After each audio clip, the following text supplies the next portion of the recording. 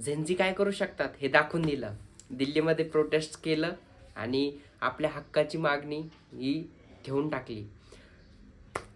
आणि त्याच्यानंतर आणि पहिलं तर तुम्हाला म्हणजे पहिल्यापासून सांगतो, कॉक्रोच जनता पार्टी आणि आरक्षण हटाव मोहीम आलेली आहे, त्याच्यावर मी बोलणार आहे. तर नाही का, आरक्षण हटाव त्याचं आता जसं कॉक्रोच जनता पार्टीचं पेज आलं होतं आणि ते भयंकर व्हायरल झालं होतं, तसंच नाही का आरक्षण हटाव पार्टी आलेली आहे आणि ती नाही का, विषय काय त्यांचा, आरक्षण पूर्ण हटवून टाकायचं आहे, पूर्ण लोकांना समान करायचं आहे.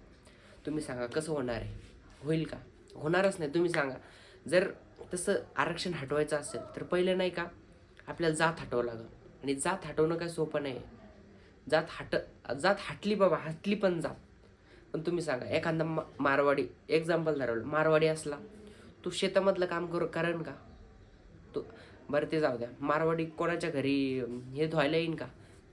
कपडे धुवायला, भांडे घासायला येईल का त्यांच्या घरचे कोणी? ही जातीचा फरक आहे ना. हे जात जशी वरती वरती गेली तशी माणसं खाली खाली आलेत काही.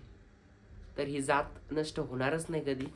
आणि जे आंदोलन केलं आरक्षण हटाव, ते कधी हे होणार नाही, सक्सेसफुल होणार नाही.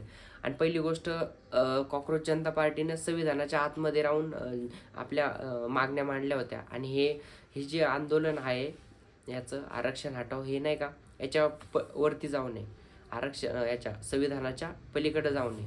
तर हे होणं मला तर वाटत नाही शक्य आहे. पण जर नाही का, जर तसं झालं तर मग जाती एकदा नष्ट करू शकाल का तुम्ही? हे सांगा. जाती आणि त्याच्यामध्ये जर आपला भाजपा आहे, हिंदू मुस्लिम धडाधड धडाधड धडाधड, हिंदू मुस्लिम करा डायरेक्ट, विषयच गंभीर आहे. हिंदू खतरे में, हिंदू खतरे में. अरे काय हिंदू खतरे में? अरे इकला आपला देशच, हिंदुस्थानच खतरे में आहे ना. हिंदू खतरे में, हिंदू खतरे में. तर विषय काय आहे की हे काय होऊ शकणार नाही आरक्षण हटाव. त्यासाठी जाती खतम करावं लागतील आणि जाती कधी खतम होणार नाही, हे खरी रियालिटी आहे. तर मला एवढंच म्हणणं आहे की असं काय होणार नाही आणि अशा फालतू गोष्टीवर कोणी लक्ष देऊ नका आणि चांगल्या गोष्टीवर लक्ष द्या फक्त.